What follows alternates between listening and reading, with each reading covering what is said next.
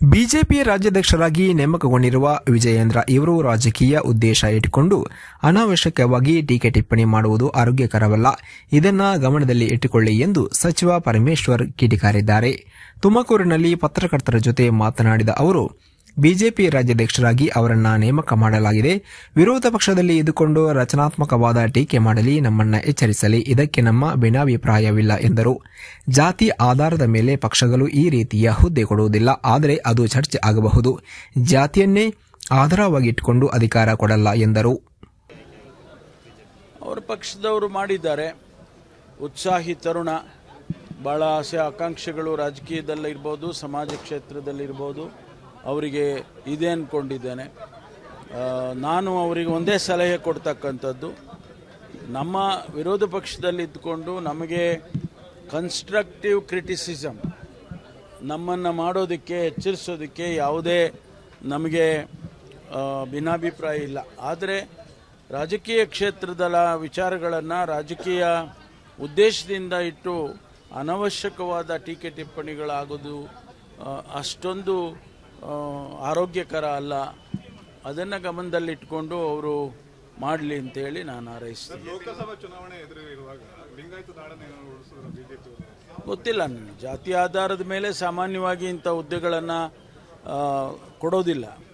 ನಮ್ಮ ಪಕ್ಷದಲ್ಲಿ ಕೂಡ ಅದು ಚರ್ಚೆ ಆಗ್ಬೋದು, ಆದರೆ ಅದೇ ಆಧಾರವಾಗಿ ಇಟ್ಕೊಂಡು ಮಾಡೋದಿಲ್ಲ. ಅದೆಲ್ಲ ಗೊತ್ತಿಲ್ಲ. ನೋಡಿ, ಅವರ ಬಗ್ಗೆ ಮತ್ತು ಆ ಪಕ್ಷದ ಬಗ್ಗೆ ನಡೆಯುವಂಥ ನಡವಳಿಕೆಗಳ ಬಗ್ಗೆ ನಾನು ಕಮೆಂಟ್ ಮಾಡೋದಕ್ಕೆ ಹೋಗೋದಿಲ್ಲ. ನಮ್ಮ ಪಕ್ಷದಲ್ಲಿ ಏನಾದರೂ ಇದ್ರೆ ಅದನ್ನು ಹೇಳ್ಬೋದು ನಾವು. ಸರಿ, ಸಭೆಯಲ್ಲಿ ಸಭಾಪತಿಗಳು, ವಿಧಾನ ಪರಿಷತ್ ಸಭಾಪತಿಗಳು ಒಂದು ಮಾತನ್ನು ಹೇಳಿದ್ರು. ಅಂದರೆ ಇಲ್ಲಿಯವರು ಕೂಡ ಅಲಂಕರಿಸಬೇಕು ಅಂತ ನಾನು ಆಸೆ ಪಡ್ತೀನಿ. ಅವರ ಅಭಿಪ್ರಾಯ ಹೇಳಿದ್ದಾರೆ. ಅವರ ಅಭಿಪ್ರಾಯ,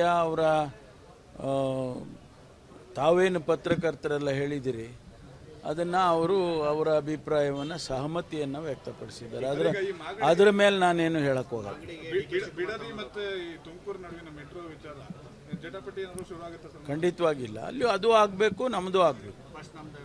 ಯಾವ ಫಸ್ಟು ಸೆಕೆಂಡು ಪ್ರಶ್ನೆ ಇಲ್ಲ ರೀ, ಎಲ್ಲ ಆಗಬೇಕು.